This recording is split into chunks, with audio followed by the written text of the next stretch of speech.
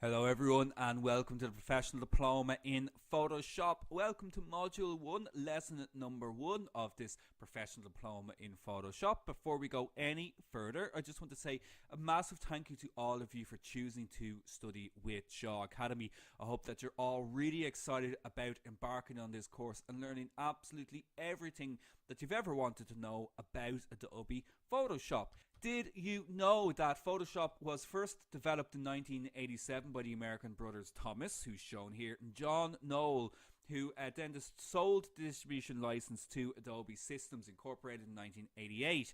And it was originally conceived as a subset of Adobe Illustrator, which had been developed the year before in 1987, but quickly grew to be the most popular way to edit images and to edit photographs.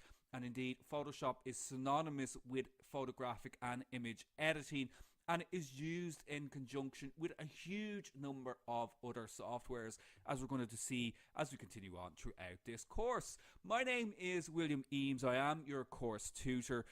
I also teach the Professional Diploma in Photography as well. Some of you may be familiar with me from that course. I also teach a course in Lightroom here with Shaw Academy 2, which is the primary way that I would edit my photographs, but I'm also adept in Photoshop and indeed have skills in InDesign and Illustrator, all of which we'll be mentioning briefly as we continue on throughout this course.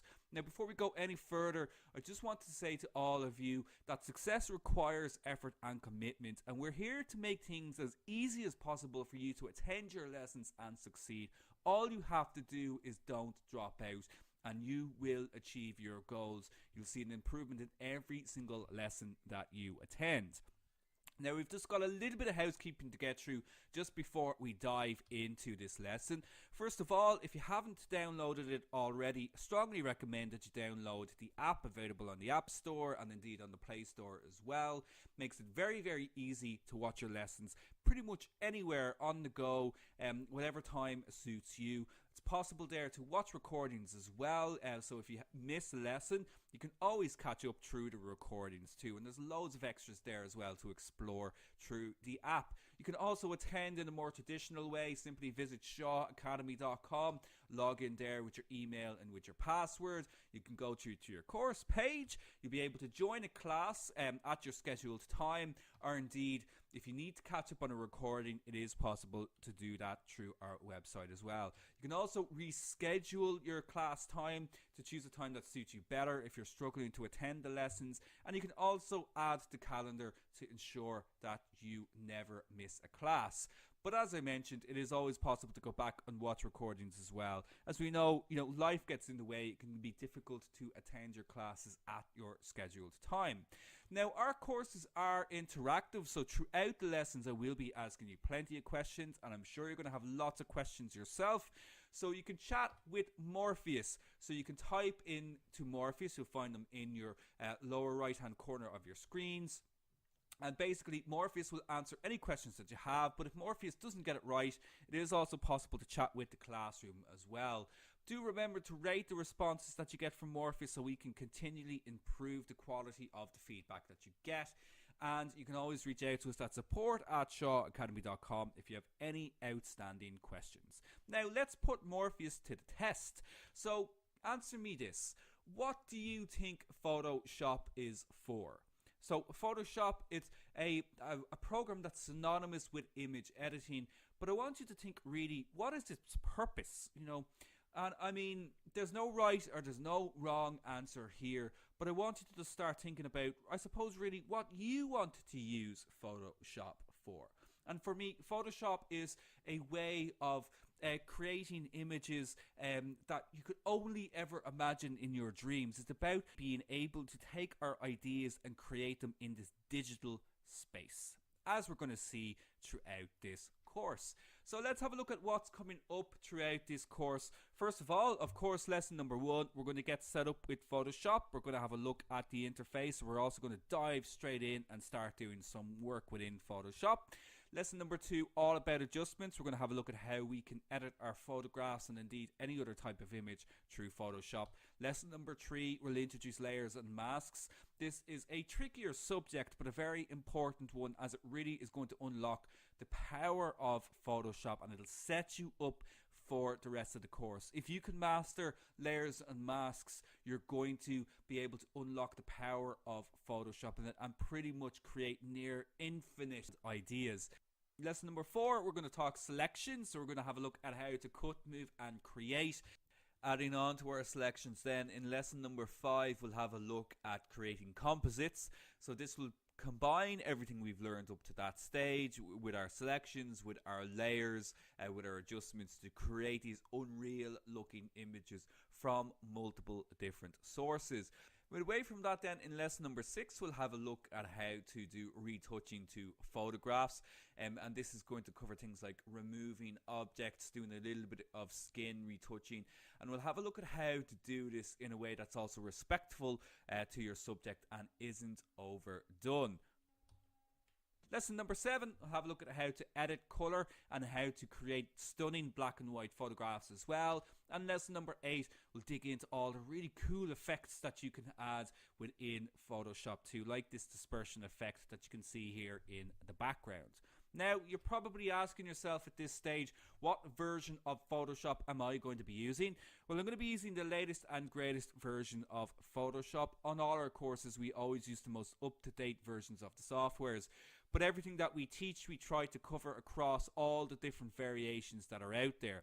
So if you happen to be using an older version of Photoshop, or even if you're using Photoshop Elements, you will still be able to follow along with the course. Just be aware there's certain things that you may find are unavailable to you, are limited to you. But as I mentioned, in general, everything that we cover throughout this course, you should be able to apply to your own version of Photoshop. Now, if you're not using Photoshop currently, you're wondering where you can get it. Well, it's very, very simple. You can get it from Adobe. Simply visit adobe.com, www.adobe.com. Photoshop is part of the Adobe Creative Cloud, which is a variety of different programs that are available for various aspects of image editing, video editing, 3D rendering, and so much more. But you can visit adobe.com, you can simply download and install Photoshop CC there. There is a 7-day trial available from Adobe too. It is a subscription service, so you would have to pay month to month or annually to use it, but it's definitely recommended that you at least download the trial. Now, for all of you attending this course, we do have something extra special as well. So complete this first lesson and you will receive an extended free trial from Adobe and Shaw Academy. So instead of getting just the 7-day free trial, you'll actually get the 30-day free trial from Adobe for completing this first lesson. And of course, that's plenty of time to try out Photoshop and follow along with the lessons. Just be sure to check your spam folders because the code comes from Adobe directly, and sometimes it may go into your trash or your spam folders. So be sure to check and keep an eye out from that email from Adobe to get your 30-day free trial and follow along with the course. So that's all of the housekeeping out of the way. So let me ask you another question. What type of Photoshopper are you? So I mentioned at the start, I asked the question at the start, what do you think Photoshop is for? And as I suppose really a more apt question is, what type of Photoshopper are you? Now don't answer it just yet. Let's have a look at the various uses of Photoshop, starting with photographers. So of course, photographers like myself use Photoshop, and the way you use Photoshop is very much going to be determined by what you need to get from Photoshop. So a photographer, for example, will be using Photoshop to do image adjustments, which we're going to have a look at in lesson 2, to make black and white adjustments, to enhance color, to do a little bit of retouching, to remove objects from photographs. So, you know, very often if you take a photograph, there might be something in the background like a car or something that just has to be taken out. So we use Photoshop for object removal. We can also create high dynamic range photographs and panoramic photographs through Photoshop. And we can do perspective adjustments, lens corrections to our images as well through Photoshop. Designers, of course, use Photoshop as well. Graphic designers, fashion designers, any type of design, you can do it through Photoshop too. So you're going to be using things like lines and shapes and colors, types, effects. All of these are elements of good design. Designers will be creating images from scratch through Photoshop. So again, if you can imagine it, you can create it through Photoshop. You may be manipulating photographs that already exist. So you might be taking a stock image and posterizing it, or doing some other type of editing to it. Or you might be a web designer sketching out a web page design through Photoshop. Marketers use Photoshop. More and more marketers are turning to this program to be able to get a better understanding of it, and also to expand their skill set. So if you're in marketing, using Photoshop is great for learning design, for making basic photo adjustments or doing page layouts. Of course, you might be doing a presentation, so you want to use that any data that you might be gathering and turn it into an infographic or turn it into a chart. Or something that I see here in the office very, very frequently is our marketers communicating with our web designers on how to design web pages and even making small edits themselves. Architects will use Photoshop. So if you're an interior architect or an exterior architect, you may find that you're frequently turning to the program to do things like spatial design, 3D design, perspective adjustments, doing photorealistic renders, or to change colors of objects. Again, very, very frequently you're going to be doing that. Like if you need to change the color of, say, curtains, or change the color of a carpet. And my wife is an architect, and she very, very frequently uses Photoshop to do those types of manipulations. Or perhaps you're having to composite images together, so you're taking multiple photographs from multiple sources to create one final imagining of an interior space.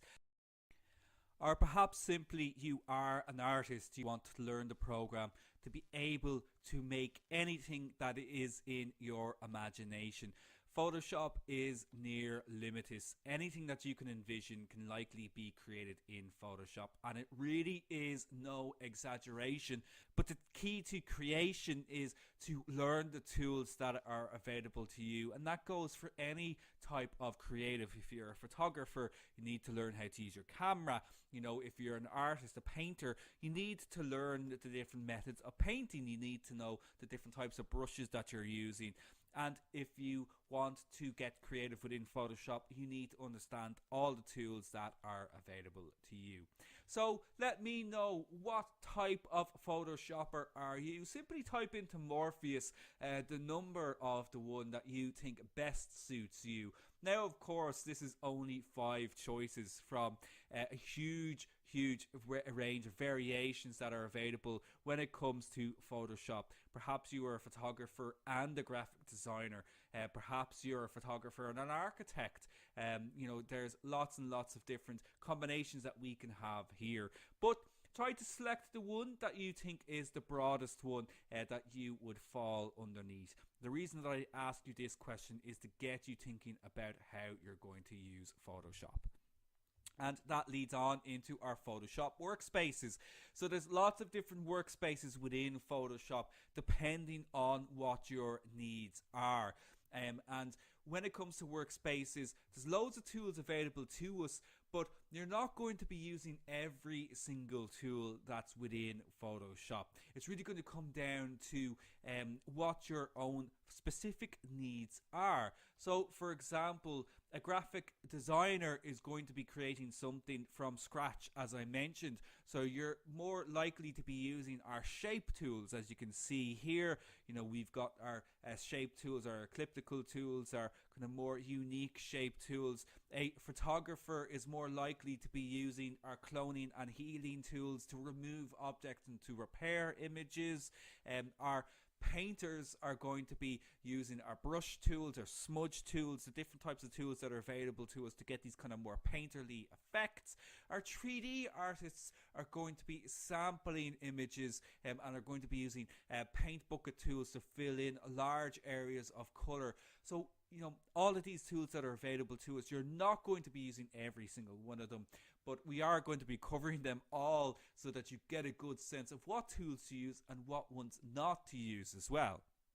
Now, there's also lots and lots of shortcuts available within Photoshop to speed up your workflow. Again, these you're going to learn all in due time. And of course, we'll be covering them as we're using them within the program itself. But you can also just hover over the toolbar when you're in Photoshop, and it will also tell you what the shortcut is. Obviously, there's going to be slight variations, again, depending on the version of the software you're using. And if you're using a Mac or Windows, again, you might get some slight variations as well. But Photoshop will also tell you, and you'll also find a list of shortcuts within your toolkits as well. Tools will fall under, I suppose, 4 primary categories. We have our kind of our repair tools, our healing tools, including the spot healing brush. We've got our selection tools for selecting parts of the photographs. Again, we'll have a look at these in depth in lesson 4. We've got our brush tools, and then we have other tools as well. And again, all of these we're going to cover in due time. But enough talking, and let's get into Photoshop, and let's just dive right in and start creating within the program itself. So this is our Photoshop interface. Okay, so if you're familiar with any other Adobe programs, the Photoshop interface basically acts as a template for Adobe programs right across the board, in the sense that it's divided really into 4 different sections. Okay, so over on the left hand side here we have our toolbar. Here we can select the various tools. We'll come back to this in a moment. In the middle section here we have our document viewer. This is where we can view our images, our photographs. Over here on the right hand side is where we've got many different options here, things like our layers, our adjustments, if we want to add any adjustments quickly to our photographs, our color swatches and so on. And across the top here then we have our menu bar. So here we can open up files, we can also do a little bit of editing here as well through the menu, image, change the image sizes, lots and lots of other options here that we'll all explore within due time. The very first thing that we should do when we come into Photoshop is have a look at this window option. So I've spoken about workspaces. You want to make sure that your workspace is correctly set first of all. And we want to start with Essentials. So we go to Window, Workspace, Essentials, and we click dust that one off, and we click Default, which is already selected. But there is other workspaces there as well. As you can see, we've got our 3D, we've got our graphic and web, and when we click these off, you can see the panels over here on the right hand side change. Our toolbar remains constant. It always stays the same. That will never change when we change a workspace, but the right hand panels here will change. Let's go back to our workspace. We can toggle through each of these. Photography workspace here as well. Again, some changes here at the top. We can also expand out this as well. You can see these 2 little arrows. We've got actions, we've got history, loads of options here as well. We don't need to worry too much about these for now, but just be aware that if we click these little 2 arrows here, we can collapse icons or we can expand them out. So it just makes things a little bit tidier if we need them to be tidier. But for now, we'll come back up to our window. We go to our workspace and we go to Essentials, and we just simply click Default. So this is where I want everybody to be starting for now. Okay, so the best way to learn Photoshop is to learn by doing. So I think what is kind of universal, no matter what type of image discipline you happen to be in, we all need a business card. Okay, so if you're a photographer, graphic designer, web designer, architect, and marketer, whatever it happens to be, We all need a business card, so let's make a business card, and this will help us to get familiar with some of the very basic tools within Photoshop. So the first thing we need to do is to open up a document. Now we come up to File, and we've got a couple of options. Well, we've lots of options available here to us, and this is really what Photoshop is all about. Lots and lots of options. Okay, and that's a good thing. You know, having lots of options is important. It's just knowing what the correct option is. So we've got two options here we want to just concentrate on for now. We have New and we have Open. Okay. So New is going to create a brand new document. Open is going to open up an existing document. So if you want to work on a photograph, a previous vector, a design, PSD, whatever type of image file you may have previously been working on or had previously, you can open up through Open. So we go back to, we'll just select New for now because we want to create a brand new document.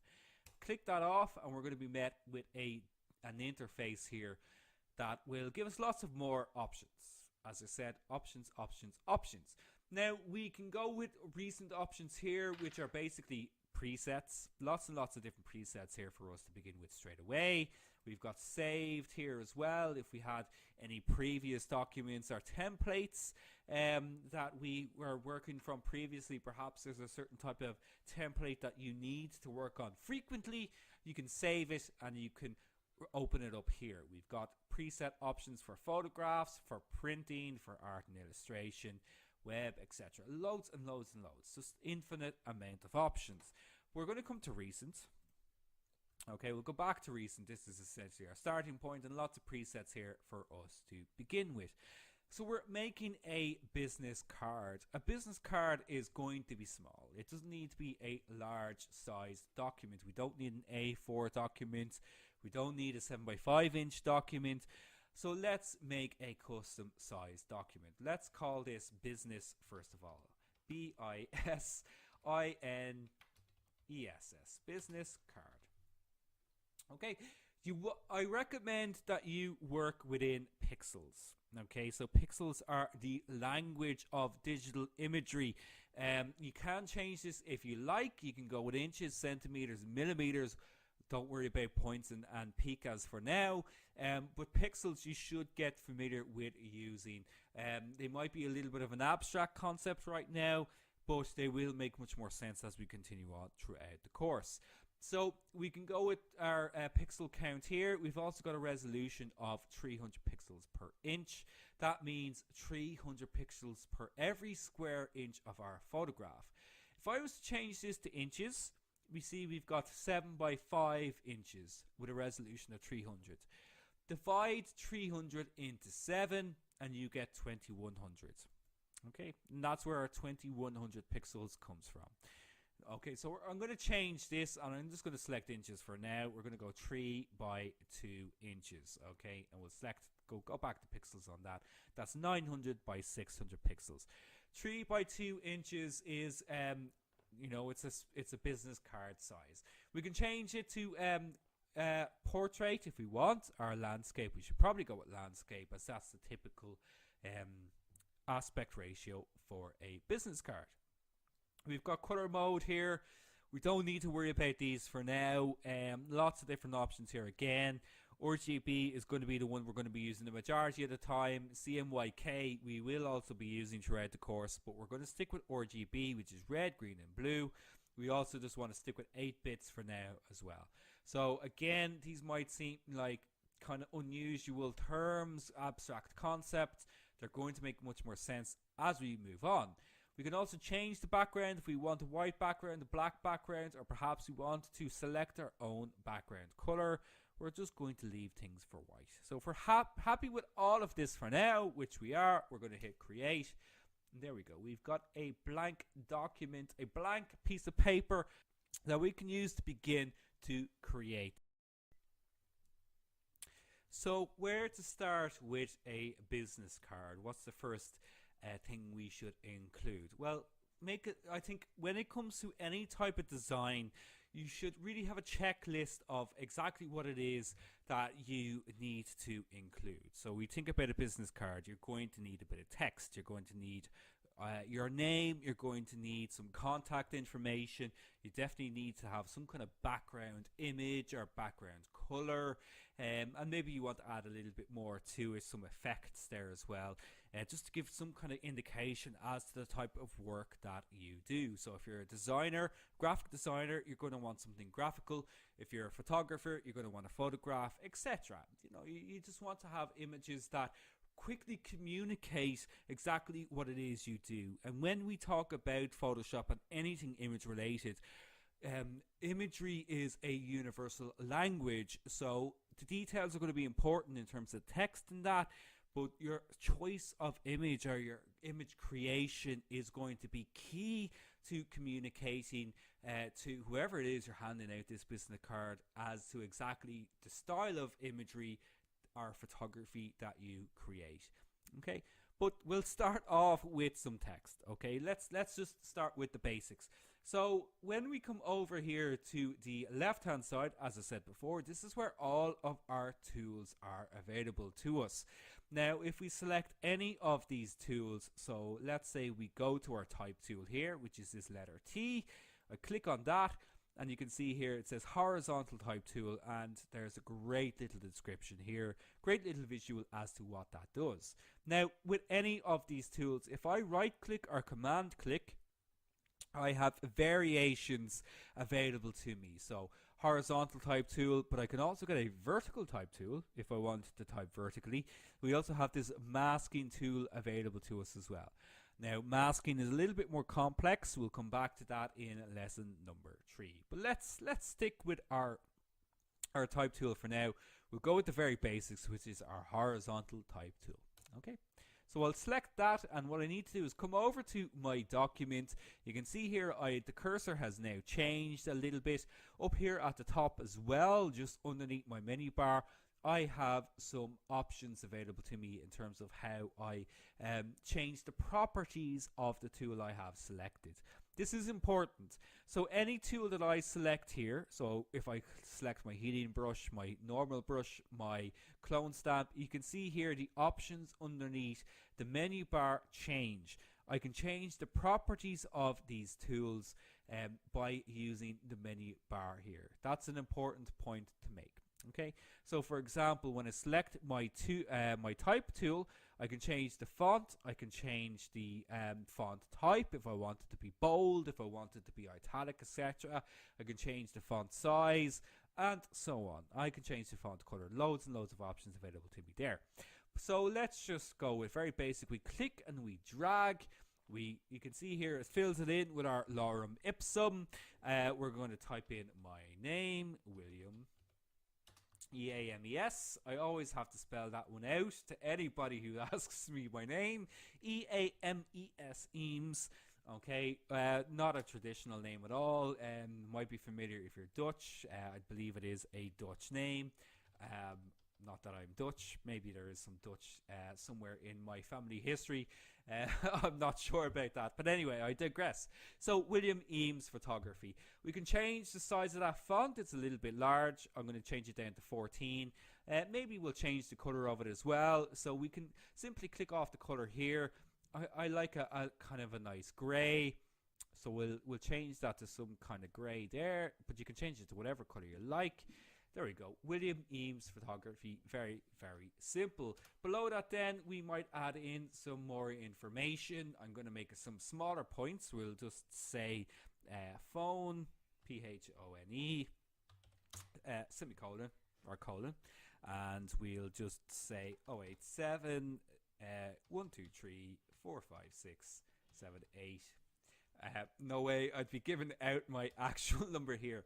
Now, I might just make that even smaller again.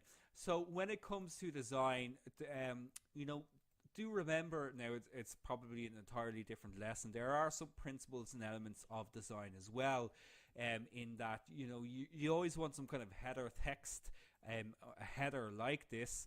When I say header, I mean a bold, kind of attention-grabbing font. And then you have your kind of details below that there as well. So I'm going to change the that to bold. Let's say we'll just call it bold there, just to make that stand out a little bit more. And you can see the design there is a little bit nicer. We can type in email. We just drag that out a bit. Email, and again xxx at shawacademy.com.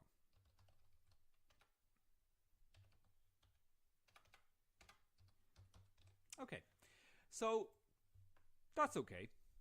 Perhaps a little bit basic, but what you need to note here is that while we were making all of these changes, what's happened here, if I come over to the right hand side, is that in our layers panel we have a separate layer for this text. Okay, so what layers are, is the way to imagine them is if you are stacking pages on pages on pages on pages. Another way to look at it is if you've got a burger. So imagine you're eating a burger, you've got your bun at the bottom, you put your patty in the center, whether it's meat, whether it's vegetarian, whether it's a vegan patty. You put your tomato, onions, pickles, cheese, lettuce, whatever it is you want on top of that, with a bit of sauce, bit of mayonnaise, bit of ketchup, again, whatever you want, and you top it off with your bun at the top. That's the way layers work. It's the exact same idea. You're stacking things upon each other, and you can choose whether or not to leave them in or to take them out. And we can take them out very easily by clicking off the visibility here. So those little eye symbols that are beside each of our layers are the visibility. So you can quickly click them on and off.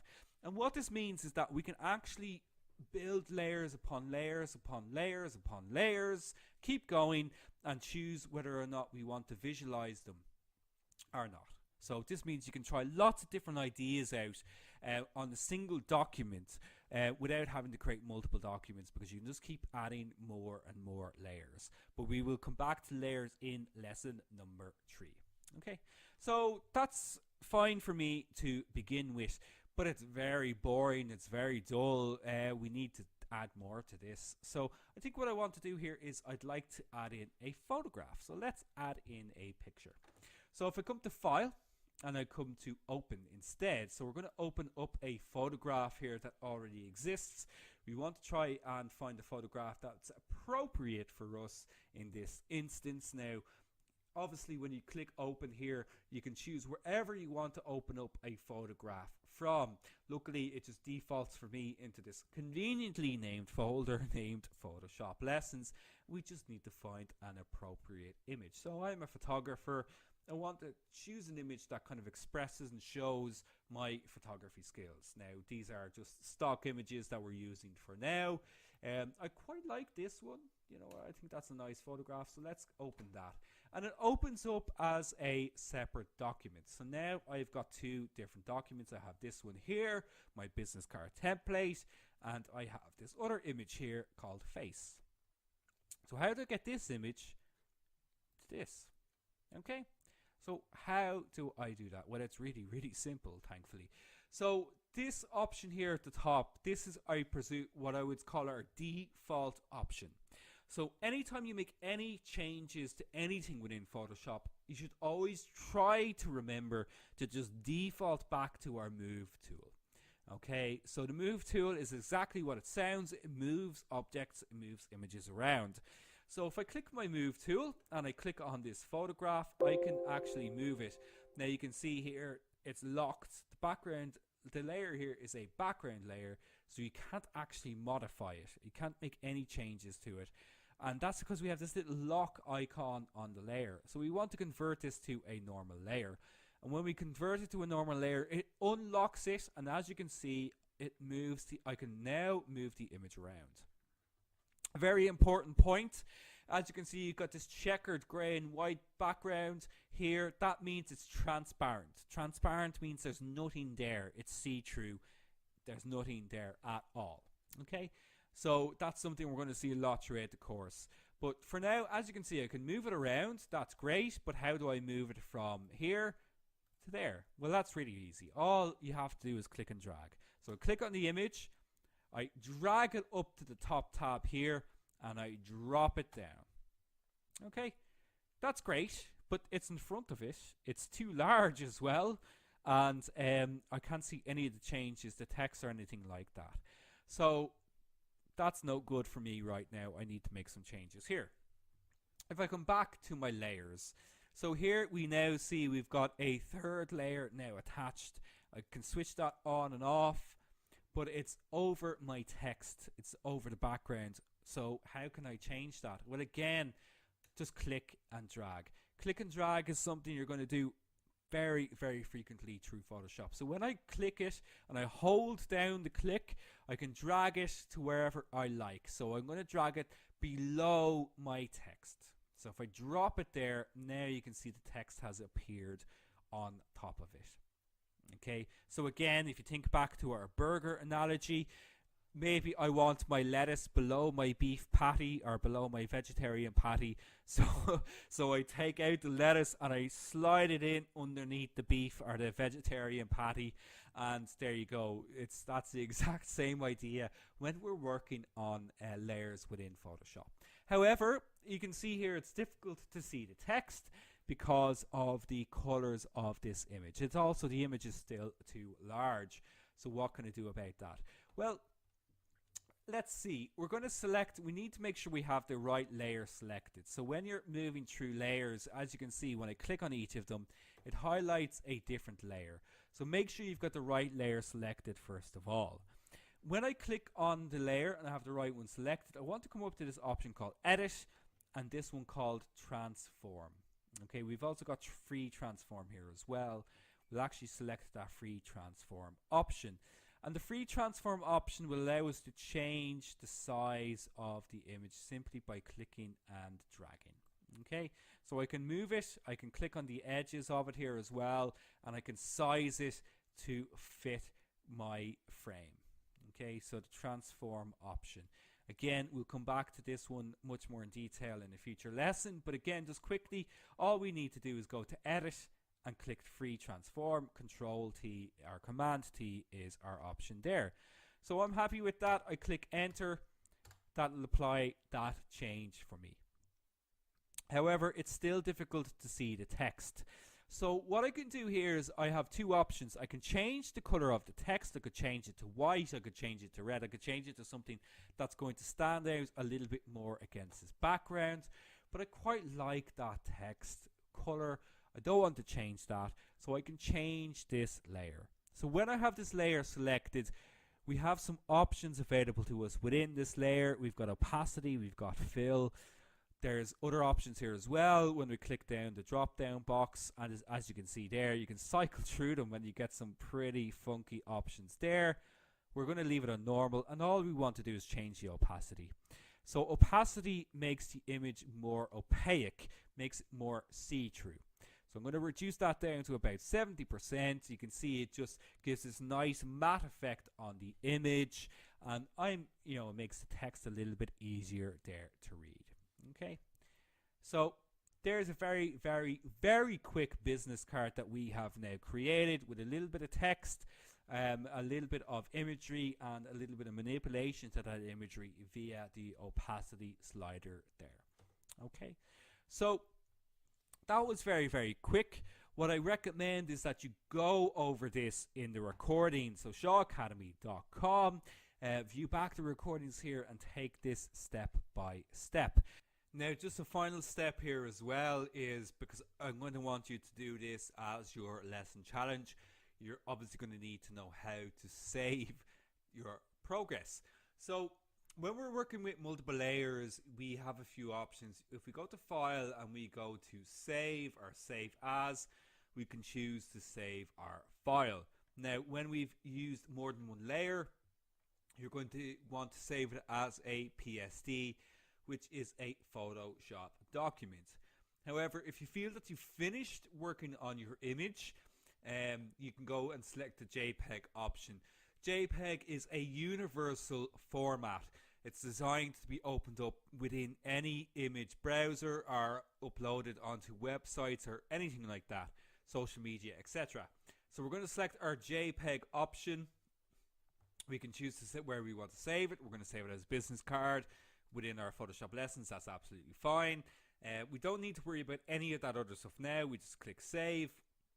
And as you can see, it flattens the image. So the first thing to be aware of here is you're going to lose your layers. And this is why saving as a JPEG should be the absolute final step that you take. When you feel that you've fully completed your image, you should save it as a JPEG. It's also recommended that you just save it as a copy anyway. So you should always have a PSD file or spare files, separate files, whatever document it is that you're working on. But if you want to share an image or you're planning on putting it online, etc., you can save it as a JPEG. So we're happy with all of these options here. We don't need to worry about any of them. We just simply click progressive. We're going with max quality. That's fine. And we click OK. And that's it. It's going to save it. That's it. It's done. Okay. So save or save as and save it as a JPEG. So with that, let's go back to our slideshow and let's just finish out this lesson. So well done on completing lesson number 1. Let's have a quick look at what's coming up in lesson 2. So we're going to be having a look at how to do our adjustments. We're going to have a look at basic photo adjustments. What are the first adjustments that you should make to a photo or image? We'll have a look at how to control the levels, the overall brightness in our images, how to make color adjustments to a photograph, and many more improvements to our shots.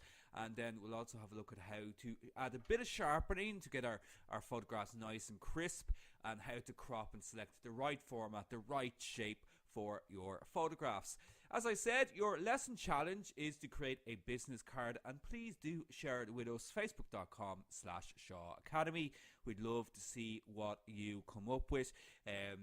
As I said, it's a great way to get familiar with some of the basic tools within Photoshop. And let's face it, business cards are very, very useful as well. You never know, you might actually get a bit of work from it too. You can also email them over to us at support@shawacademy.com if you've got any questions after this lesson as well. Now, as I said at the start of the lesson, the key to success is to attend all the lessons. Don't drop out. And you are going to see differences on every single lesson. Every single lesson you attend is going to add another skill that you can use within Photoshop and achieve your goals. So that's it. Thank you so much for joining me for this lesson. We'll leave it there, and I'll see you all back here again very, very soon for lesson number 2. So until then, take care of yourselves, and bye-bye.